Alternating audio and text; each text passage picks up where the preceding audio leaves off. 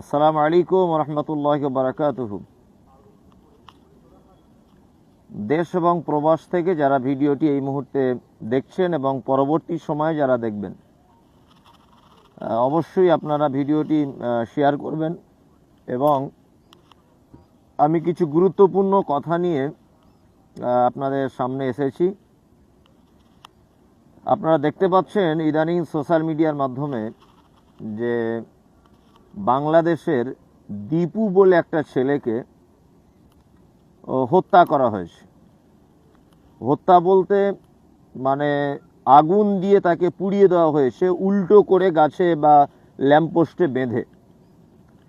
সর্বপ্রথম যারা এই কাজের সঙ্গে জড়িত বা যারা পরিকল্পিতভাবে কাজগুলি করেছে তাদেরকে অবশ্যই নিন্দা জানাচ্ছি, ধিক্কার জানাচ্ছি, যে এটা কখনই কোনো মানুষের পক্ষে এ কাজ করা সম্ভব নয়।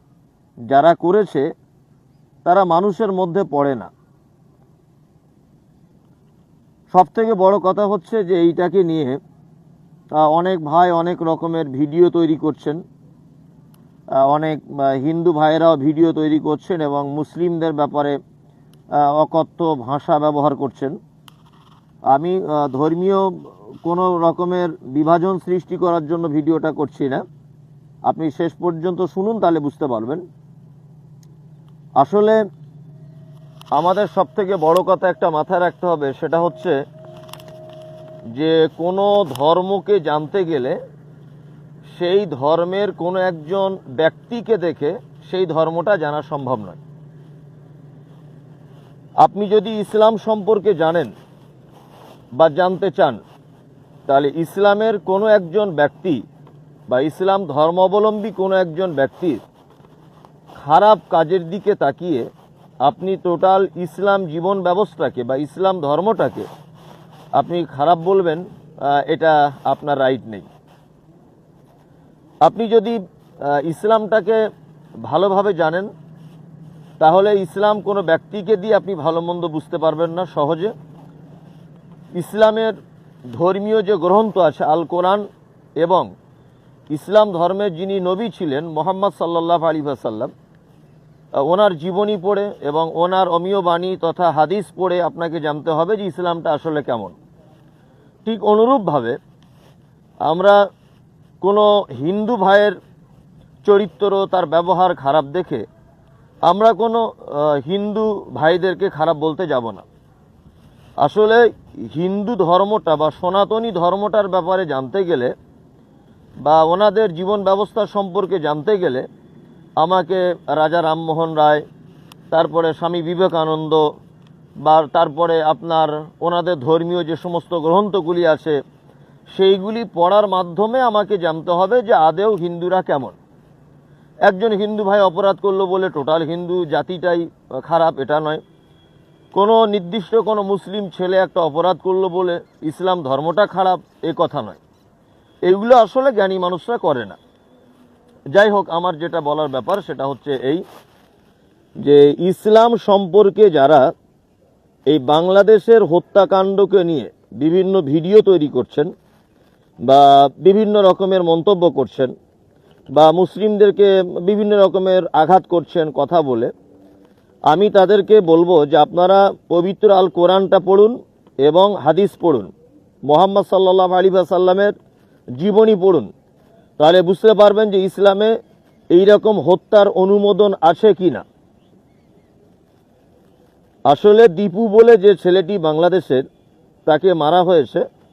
আমি সোশ্যাল মিডিয়ার মাধ্যমে দেখতে পাচ্ছি যে ছেলেটি আমাদের নবী মুহাম্মদ সাল্লাল্লাহু আলাইহি ওয়াসাল্লামের ব্যাপারে কটূক্তি করেছেন বা কোনো মন্তব্য করেছেন। এখন কেউ যদি মুহাম্মদ সাল্লাল্লাহু আলাইহি ওয়াসাল্লামের ব্যাপারে মন্তব্য করে, তাকে যে এরকম নৃশংসভাবে হত্যা করতে হবে এটা তো ইসলাম বলে না। আপনারা জানেন যে আল্লাহ নবী সাল্লাল্লাহু আলাইহি ওয়াসাল্লামকে তায়েফে মারা হয়েছে। তায়েফে এমনভাবে মারা হয়েছে যে আল্লাহ নবী সাল্লাল্লাহু আলাইহি ওয়াসাল্লামের গোটা শরীরে রক্তাক্ত অবস্থায়। পাহাড়ে থাকা নিযুক্ত ফেরেশতারা তারা আল্লাহ নবী সাল্লাল্লাহু আলাইহি ওয়াসাল্লামকে বলেছিলেন যে হে আল্লাহ রসুল, আপনি একবার অনুমতি দেন, তাহলে আমরা দুই দিকের পাহাড়কে চেপে তাদেরকে ধ্বংস করে দিই। আল্লাহ নবী সাল্লাল্লাহু আলাইহি ওয়াসাল্লাম কি প্রতিশোধ নিয়েছিলেন? না তাদেরকে ক্ষমা করে দিয়েছিলেন? কোনটা? একজন ইহুদি মসজিদে এসে দাঁড়িয়ে দাঁড়িয়ে ছটছর করে পেচ্ছাপ করছেন, আল্লাহ নবী সাল্লাল্লাহু আলাইহি ওয়াসাল্লাম ইহুদিকে মেরেছিলেন না ক্ষমা করে দিয়েছিলেন?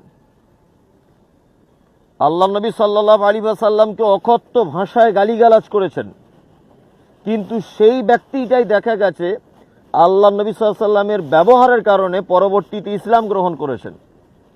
ওই জন্য আল্লাহ সুবহানাহু ওয়া তাআলা পবিত্র আল কোরআনে সূরা আল ইমরানের 134 নম্বর আয়াতে বলছেন যে আল্লাযীনা ইউনফিকুনা ফিস সাররাই ওয়াজ যাররাই ওয়াল কাযিমিনাল গায়যা ওয়াল আফিনা আনিন নাস আল্লাহু ইউহিব্বুল মুহসিনিন।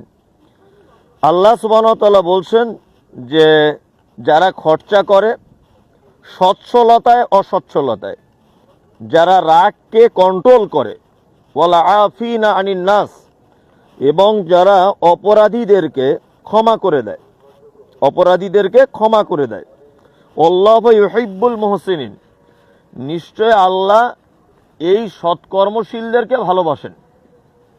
ঘটনা হচ্ছে এই, ইসলাম কখনো প্রতিশোধে বিশ্বাসী নয়। ইসলাম সর্বক্ষণ উদারতা, ভালোবাসা, ন্যায়পরায়ণতা, ক্ষমা এতে বিশ্বাসী। ইসলাম শুধুমাত্র হাদিস এবং কোরআনের দাওয়াতের মাধ্যমে যে এসেছে তা নয়, মুহাম্মদ সাল্লাল্লাহু আলাইহি ওয়াসাল্লামের নিজস্ব চরিত্র, নিজস্ব ব্যবহারের কারণেও মানুষ ইসলামের দিকে এসেছে। এ কথাই সত্য, যেটা আমরা অনেক ঘটনা, তারপরে আল্লাহ নবী সাল্লাল্লাহু আলাইহি ওয়াসাল্লামের অনেক জীবনী থেকে শিক্ষা পেতে পারি। ঘটনা হচ্ছে যে যারা দীপু বলে ছেলেটাকে হত্যা করেছে, দীপু বলে ছেলেটা, এ যদি আমাদের নবী মুহাম্মদ সাল্লাল্লাহু আলাইহি ওয়াসাল্লামের ব্যাপারে কোনো কটু কথাও যদি বলে থাকে, আর আমি বলছি কটু কথা বললে যে তাকে হত্যা করতে হবে, এটা ইসলামের কোনো পদ্ধতিতে নেই, কোরআন এবং হাদিস এ কথা বলে না। তারপরেও আমি যদি যুক্তি এবং তর্কের খাতিরে মেনে নিই যে ও হত্যার যোগ্য, তাহলে সেটা রাষ্ট্রীয়ভাবে হত্যা করা হবে তাকে। দেশের আইন শৃঙ্খলা আছে, দেশের বিচার ব্যবস্থা আছে, রাষ্ট্রীয়ভাবে তাকে সাজা দেওয়া হবে। আপনারা তাকে মেরে এই যে ল্যাম্প পোস্টে বেঁধে তাকে যে আগুনে পুড়িয়ে দিলেন, এটা কেমন কাজ? আমি ধিক্কার জানাই এই সমস্ত কাজে যারা যুক্ত রয়েছেন। ছি ছি ছি ছি, ভাবতে অবাক লাগছে যে মানুষ তাহলে চতুষ্পদ প্রাণীর থেকেও নিকৃষ্ট। আল্লাহু আকবার, ভাবতে অবাক লাগছে। আমি নিজে চোখে মোবাইলে দেখলাম যে ছেলেটাকে ল্যাম্প পোস্টে বেঁধে উল্টো দিকে করে নিচে আগুন ধরিয়ে দেওয়া হচ্ছে। মানুষ কত নিষ্ঠুর হলে কাজ করে, কত নিষ্ঠুর হলে কাজ করে, ভাবতে অবাক লাগছে। সত্যি এই কাজ যারা করেছে তাদের দৃষ্টান্তমূলক শাস্তি হওয়া দরকার, দৃষ্টান্তমূলক শাস্তি হওয়া দরকার। তারা ইসলামটা জানে না। ইসলাম এত ছেলে খেলামু নয়। আবেগের মাধ্যম দিয়ে একটা ছেলেকে নৃশংসভাবে হত্যা করা হলো। ওই জন্য বারবার বলছি, আবেগ দিয়ে কখনো ইসলাম চলবে না। ইসলামটাকে জানতে গেলে ধর্মীয় গ্রন্থগুলি পড়তে হবে। হিন্দু মুসলিম যারাই আবেগ দিয়ে ইসলামটাকে দেখেন, আবেগ দিয়ে দেখবেন না। ধর্মীয় গ্রন্থ দিয়ে একটা ধর্মকে যাচাই করতে হবে।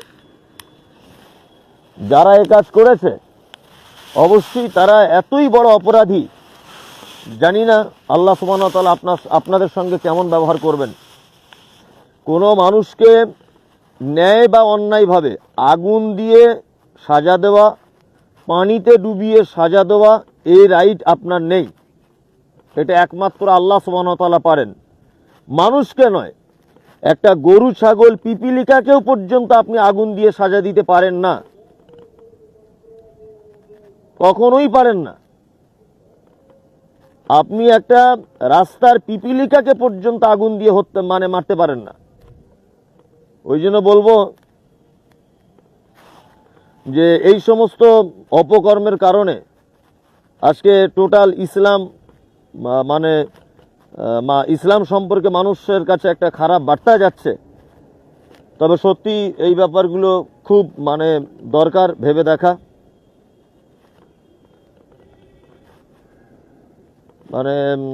খুবই খারাপ লাগছে ব্যাপারটা দেখে মোবাইলে। যাই হোক, আমি আমার মতো করে যেটা ভেবেছি ওটা আপনাদেরকে শেয়ার করলাম। আসসালামু আলাইকুম রহমতুল্লাহ।